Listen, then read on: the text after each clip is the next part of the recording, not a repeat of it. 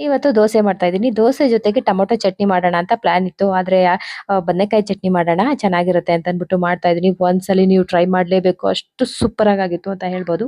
ಇನ್ನು ರಾಗಿ ಮಾಲ್ಟ್ ಮಾಡ್ಕೊಂಡೆ. ಅದ್ರ ಜೊತೆಗೆ ಸಿರಿಧಾನ್ಯದ ಗಂಜಿ ಕೂಡ ಮಾಡ್ಕೊಂಡೆ. ಆಮೇಲೆ ಚಟ್ನಿಗೆ ಒಗ್ಗರಣೆ ಹಾಕಿದ್ರಂತೂ ಇನ್ನೂ ಸೂಪರ್ ಆಗಿರುತ್ತೆ. ಅನ್ನ, ಪಡ್ಡು ಎಲ್ಲಾನು ತಿನ್ಬೋದು. ಅಷ್ಟು ಸಖತ್ತಾಗಿರುತ್ತೆ.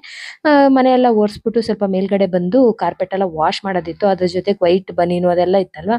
ಹಂಗಾಗಿ ಕಾರ್ಪೆಟ್ ಮಧ್ಯದಲ್ಲೇನು ನಮ್ಗೆ ಗಲೀಜಾಗಲ್ಲ. ಆದ್ರೆ ಸೈಡಲ್ಲೆಲ್ಲ ಸ್ವಲ್ಪ ಗಲೀಜಾಗತ್ತೆ. ಹಂಗಾಗಿ ಎಲ್ಲ ವಾಶ್ ಮಾಡಿ ಬಂದು ಸ್ವಲ್ಪ ಸುಸ್ತಾದಂಗಾಯ್ತು. ಹಂಗಾಗಿ ಇದಂತೂ ಬೆಲ್ದಣ್ಣು. ಇದಕ್ಕೆ ಸಕ್ಕರೆ ಅಥವಾ ಬೆಲ್ಲ ಹಾಕೊಂಡು ತಿಂತಾ ಇದ್ರೆ ಆಹಾ ಅಂತ ಅನ್ಸುತ್ತೆ. ಅದಾದ್ಮೇಲೆ ಸ್ವಲ್ಪ ಸ್ಟವ್ ಎಲ್ಲ ಇನ್ನೊಂದ್ಸಲಿ ಒರೆಸ್ಕೊಂಡ್ಬಿಟ್ಟೆ. ಒರೆಸ್ಕೊಂಡು ಪೂಜೆ ಎಲ್ಲ ಆಯ್ತು. ಇವಾಗ ಎಲ್ಲ ಮನೆಗೆಲ್ಲ ಧೂಪ ಹಾಕೋಣ. ತುಂಬಾ ತಿಂಗಳುಗಳಾಗೋಗಿತ್ತು. ಇದು ಪತಾಂಜಲಿ ಅವ್ರದ್ದು ಸಖತ್ತಾಗಿದೆ. ನ್ಯಾಚುರಲ್ ಅಂತ ಮೆನ್ಷನ್ ಮಾಡಿದ್ದಾರೆ. ಹಂಗಾಗಿ ತಗೊಂಡ್ ಬಂದಿದ್ದೆ ರಾತ್ರಿ ಧೂಪ ಹಾಕೋಣ. ತುಂಬಾ ತಿಂಗಳಾಯ್ತಲ್ವಾ ಅಂತ ಅನ್ಬಿಟ್ಟು ಹಾಕಿದೀನಿ. ತುಂಬಾ ಚೆನ್ನಾಗಿದೆ. ನೀವು ಕೂಡ ಬೈ ಮಾಡ್ಬೋದು.